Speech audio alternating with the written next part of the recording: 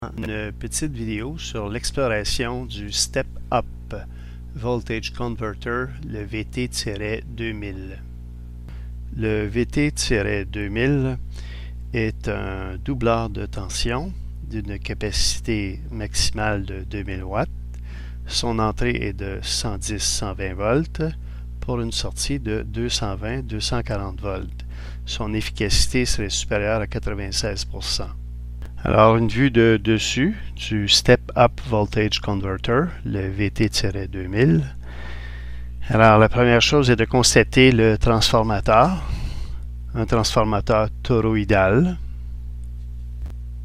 Il y a un disjoncteur, 15 ampères, l'interrupteur,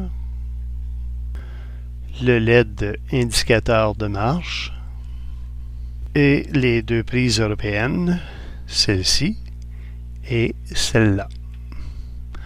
Alors, les mises à la terre sont présentes et différentes vues.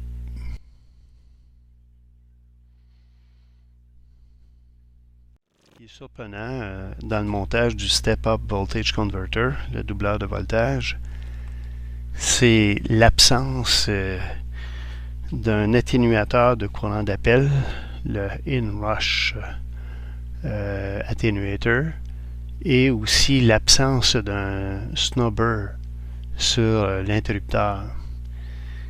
Procédons à la mesure du courant d'appel inrush current.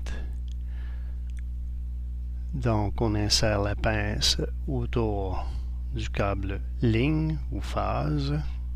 Ensuite de ça, on positionne le sélecteur sur VPO inrush. On va aller à 60-600 ampères. On va commencer avec ça. Puis si c'est pas assez élevé, on pourra monter plus haut. Alors, sélectionnons la fonction inrush.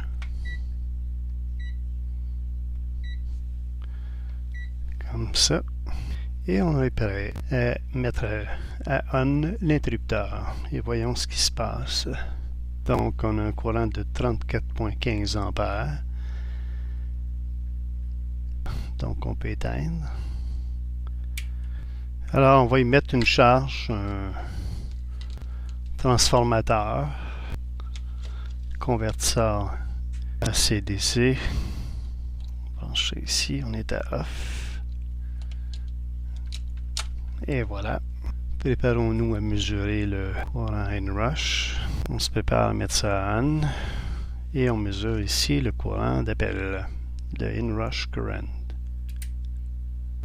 Oh oh! 48,59 ampères.